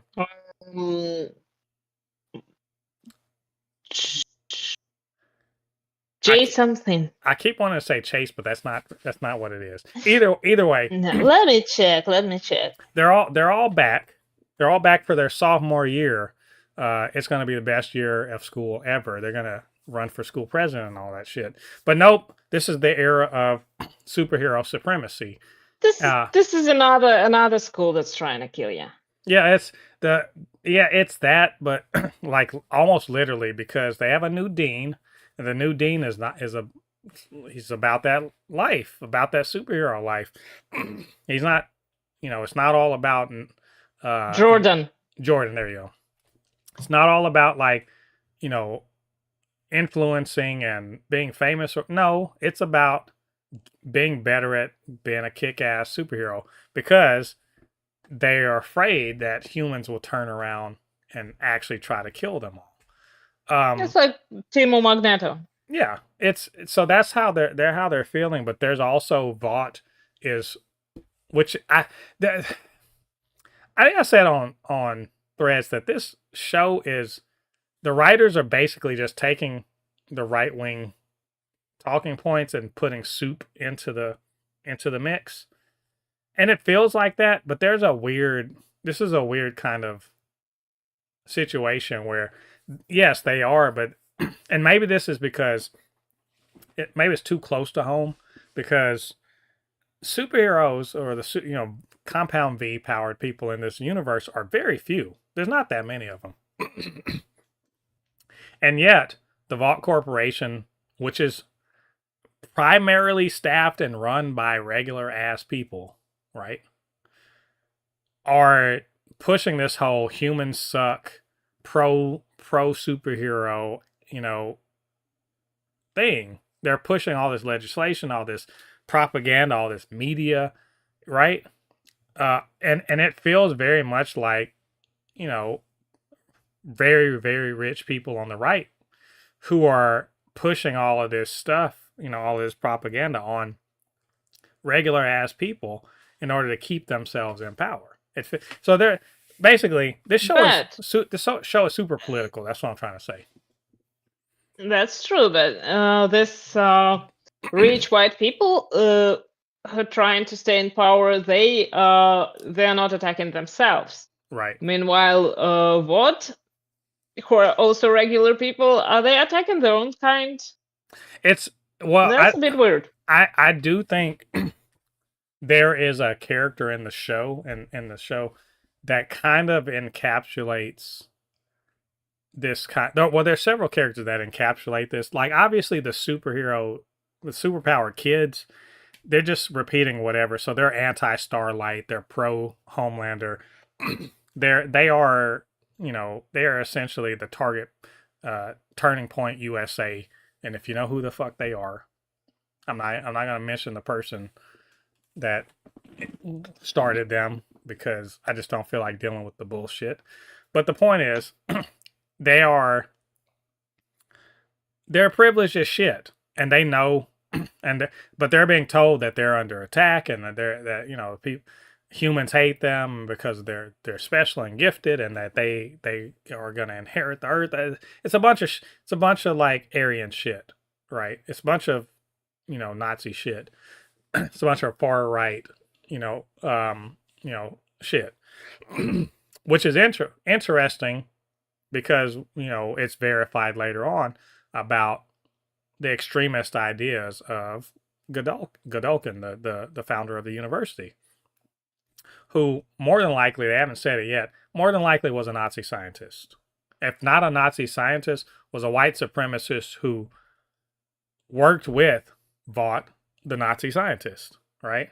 So there's a direct line. They draw a direct line between Nazism and the Klan and white supremacy and all that other stuff. I appreciate that. There's a lot going on in these episodes. I don't want to recap them so much as just say like I really fucking love these 3 episodes. It's gonna be too hard to recap them. I really fucking love this for various one, the mirror that it's holding up to us as a society. I'm sure you recognize a shit ton of the plan serve people who would fucking shoot them in the head without thinking about it. And the way that these people, these superpowered kids, are being emboldened by the rhetoric and by like the relaxing of restrictions against them and the enhancing of restrictions against humans, right? And so there's like a lot of being said there politically. The character work is like just on point. I love Jordan and Marie, their relationship. I think Emma is like she's the best character in this season so far. She's doing the most. Like even Hamish Linklater as Cypher is fucking on point. Like I have more to say. I've been monopolizing this, and I apologize. I want you to get in before I keep on running my mouth. Okay, right now, I mean, it's really a lot is going on. It's setting up the whole season, setting up everything. There's I love that they told so much in this 3 episodes, but I think my favorite, I have 2 favorite moments in general, aside from like it all resembling a lot of things we know in politics, or we've encountered in politics. Political sometimes because it feels like a little bit exhausting. But my 2 favorite moments were one was the talk that Emma had with these girls who were Allie and Harper. This in performance art. Yes, with performative activism and stuff like that. I love and it kind of like it strikes home, I think, because she's all this active and like you can be a hero too, and she's starting to talk about her friend who like empowered her, and then he died. And all this time I'm thinking they probably don't want to die. That's why they just spray paint and don't do anything else. And that's very understandable, because not everyone wants to be a hero like that, and not everyone should be a hero like that. You can do your part, like whatever you do it has to be enough. Right. Because like not everyone's gonna be standing in the front lines, and not everyone should. The second favorite moment, because I think as much as I don't like what she does, but Kat is kind of very interesting character. And the moment when she was sitting in front of the mirror, because all this time she's been like pushed in the front, like the hero, the leader, and stuff like that. But the moment when she was sitting in her room and she took off her hat, and we saw that she lost an arm and she lost like half of her head and her hair and stuff like that. And kind of shows how much she's sacrificed for something that isn't gonna pay off. Because she I don't know if she really believed in these ideas, or believed what she was serving, but it kind of shows very well what happens to the people who go along with the system. Let's put it that way, because they are all replaceable, and they are also being used by the system. And she is one of those people who are being used by the system, and nobody cares what happens to her as long as she can do what they demand of her. Right. And that's kind of, I think that this is the moment that she understands it. Yeah, exactly. Now I kind of hate because like I've been hating on Kate and Sam since the end of the first season. When they showed up in the boys, I was like, every time they showed up, I was like, fuck, so laser them or something. I don't know. Fuck them. That's what I was thinking, right? And god damn it, they're trying to redeem them, and I'm like, I don't want it. Damn it, I don't want to. Like, I get it. Like, yeah, you see Kate, you're just like, you still suck. You're a collaborator, but also she was like, I want it. I got y'all out of the prison, right? I got y'all stay here. You'll be safe. Just go with the program. Whatever. Be like me. You'll be fine. But actually, in doing so, she kind of puts them in more danger, I think, because Cypher is more. I don't know. Well, Starlight said the same thing. Yeah, Cypher is more. Well, Starlight was like, it's the safest place for you. That's funny. I remember people saying that in the fucking Harry Potter books too, and it was not the safest place for those kids. It turned out. Well, nothing else was there. Yeah, but those kids were fucked. A bunch of those kids ended up fucking dying at the end of the 7th book. So in the safest place for them. That being said, I'm not trying to talk about that. I think they're trying to redeem. Well, we get more of the insight of why Kate is doing what she's doing. Why I was like, why is Sam going on? Oh, because he's been drugged essentially. He's been led around by Kate. Now that Kate's not there, how can he regulate himself? And you find out that Jordan actually is just like, look, we are friends. Like chill out. You don't have to be flipping out all the fucking time just because shit ain't going your way. So interestingly, we get a white male protagonist with a lot of power who can fucking dial it back and be like, you know what, you're right. Let me chill. People do care about me. I don't have to do this. I love that Jordan was the conduit for that. You said you had one more thing that stood out to you? No, I think that I meant two. Okay. And those were the two things. Yeah, that kind of stand out. Oh, also this whole thing with the Chosen One and the. Oh, it's Harry Potter. That's kind of interesting. I like that she said, I'm not a chosen one. And normally I'm not they usually look like Harry Potter or something or Lord of the Rings or something. I'm not that. And I was like, yeah, that's I was interesting. I thought that was kind of a bit of too much for me because you don't have to say it, but we all understand it. Like we all get it. I liked it. It was funny, but like underneath that, this is a political show. There's a lot of messages in there. If you could watch this as a surface show about some people in a kind of a shitty society and things are falling apart and whatever, you could watch it like that. But you can also read underneath some of the things that are being said, like the fact that Marie is the only survivor of this super secret project, right? So super secret. Remember, a lot of the people in the boys' universe, their parents knew they were getting Compound V. They knew, right? Yeah. So their parents, for better or for worse, turned their kids into monsters or whatever the fuck you want to call it, right? And those kids could hold a grudge for that. Now, some of them are like, this is awesome. I'm glad you did this. But somebody has a shitty thing like the bee woman, we're probably not so happy with their parents because like it's cool that I'm a soup, but like this also sucks. But she is not one whose parents knew. Her parents had zero idea about it. And so, and there was a whole lot of other parents whose babies died in this experiment who were just trying to have kids, right? And the kids died and they had no fucking clue about it because this was a secret experiment by Vought. There are shades of the way things have happened in the United States, and I'm assuming other countries, but definitely in the United States, where minority populations are experimented on without their knowledge or understanding, or permission. Just shit is like done to them.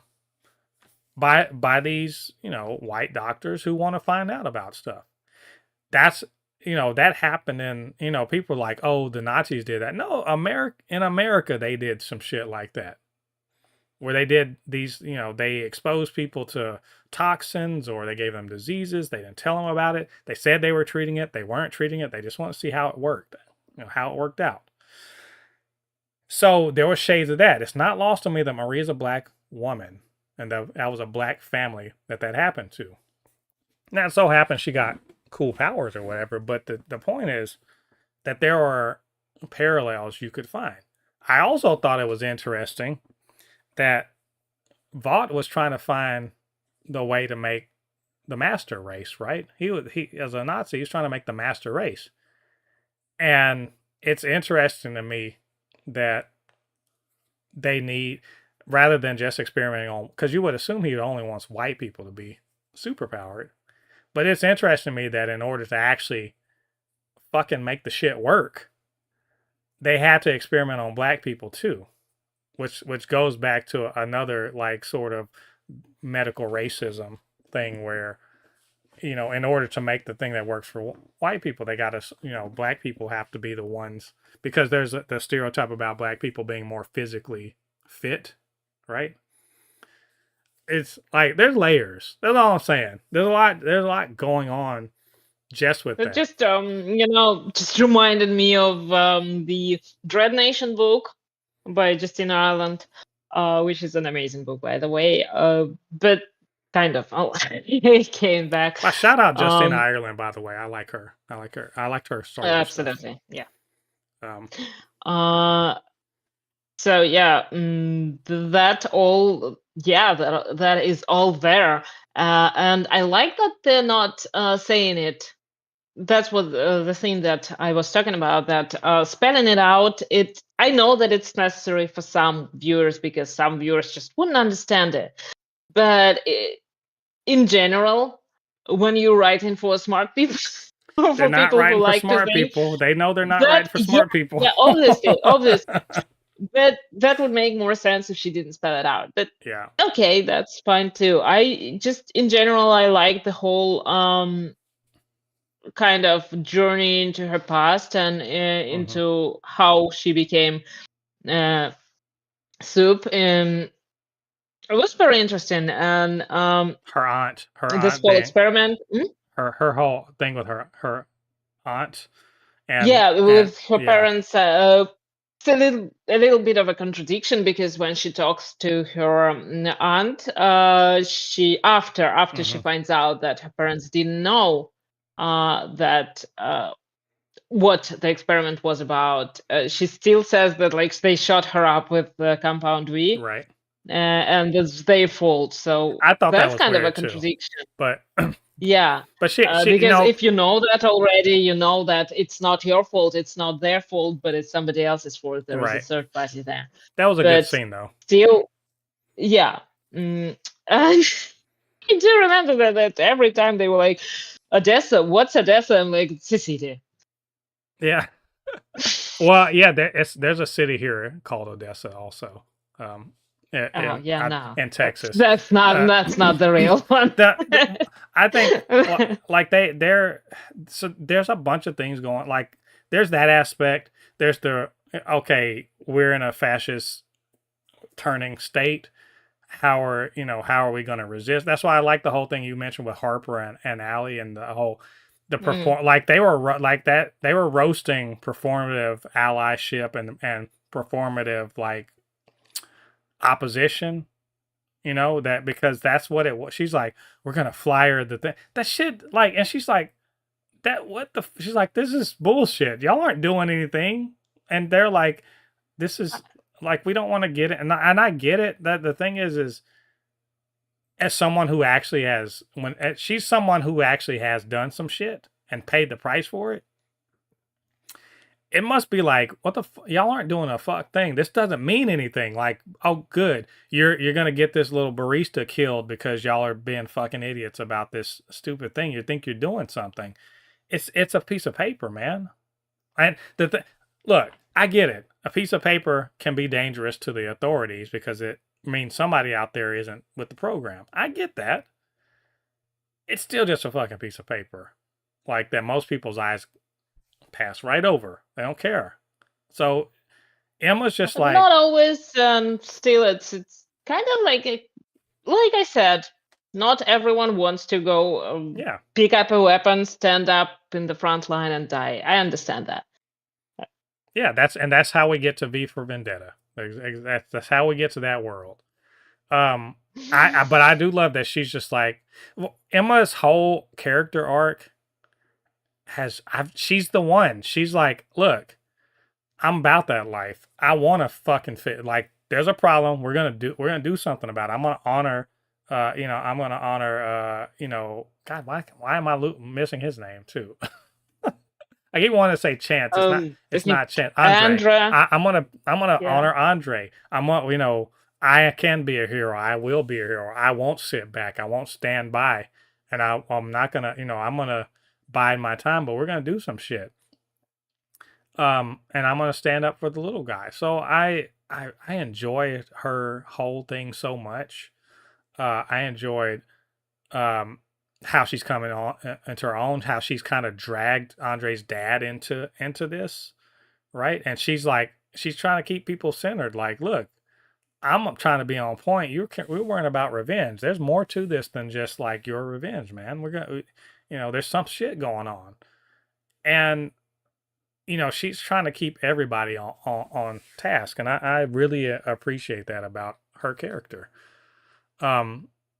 The other characters, like, Jordan, she well, I guess I'll say they, because not always she, but Jordan, I like the relationship with Marie, but also trying to decide what to do with their platform.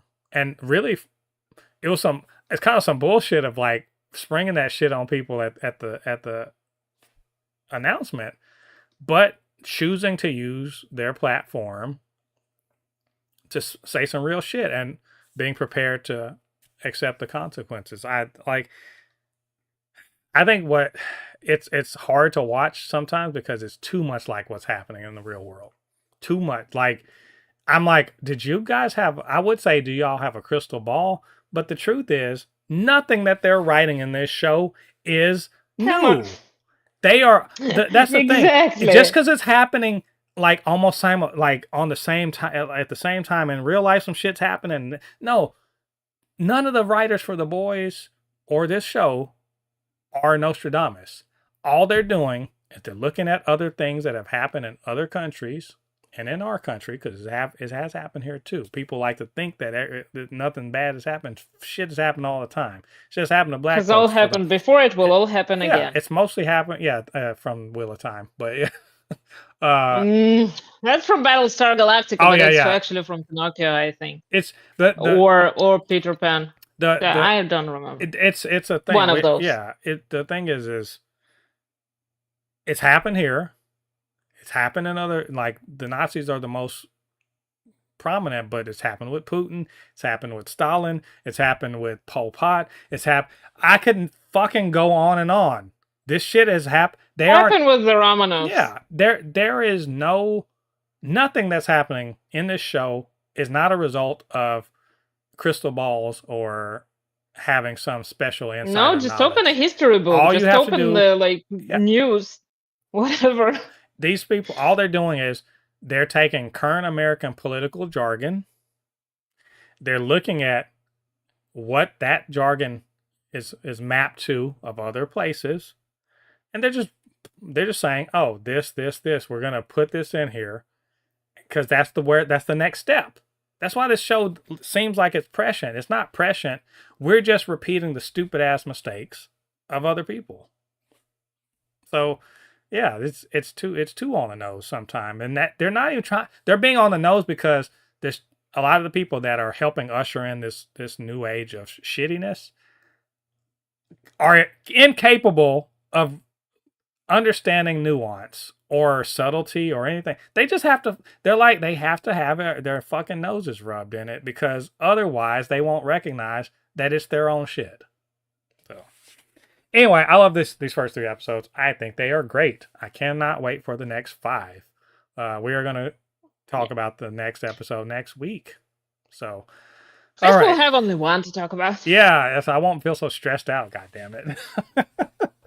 There is so much. I love that they released the 3 episodes simultaneously, but it's a lot. It's a lot.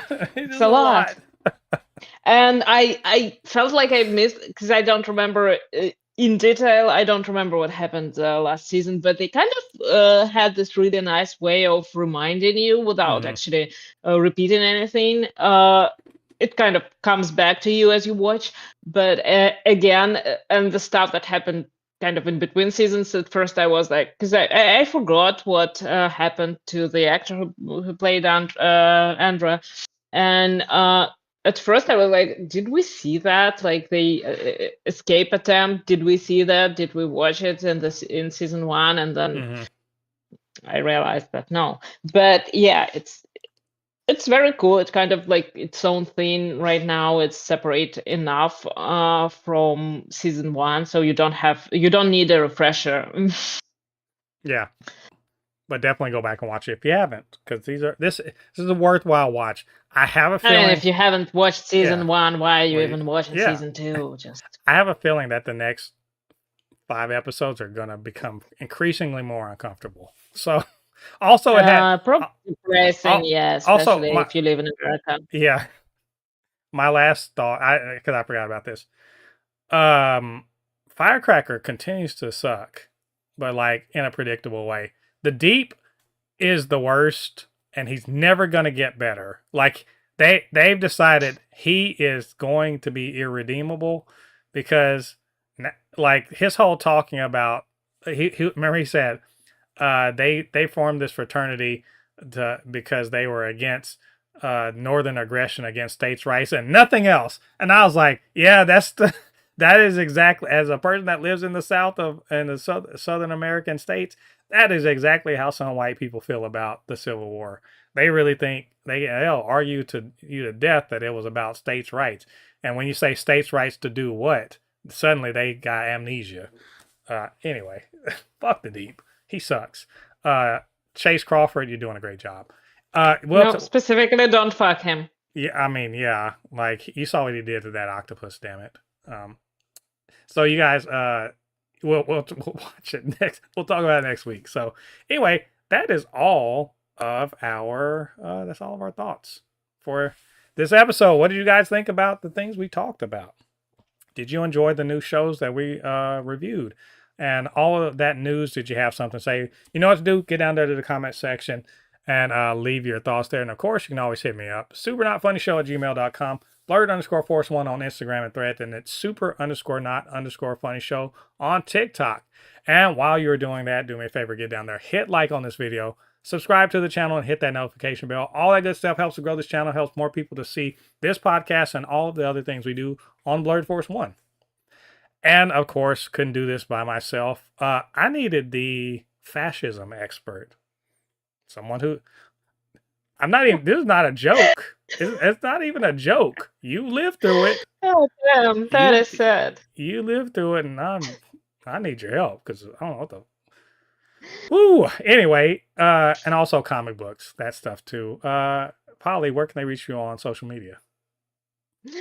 As always, it's @mixed on Threads, on Instagram, and on Tumblr. Yeah, go check her out. Ask her questions about what was it like. What was it like to live in Russia? when Putin was like, I think I will be the supreme leader. Yeah. At the same time, he was like, I know a guy in America. He can be my puppet. Who could it be? Anyway, you guys check her out. Go show her some love. And thanks for joining us on this episode of the Supercast. Episode 198. We are getting so close to 200 episodes. I can't believe it, but it is true. So, come back and join us next week. Superhero September continues. Gets bigger, in fact. Follow the heroes. With Marvel Zombies. Marvel Zombies is coming to eat you.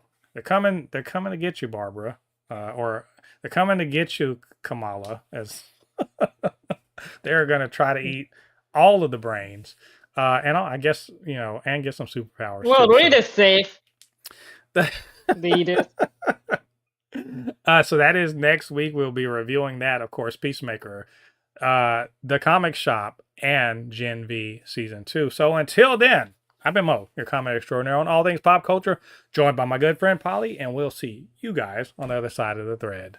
Peace.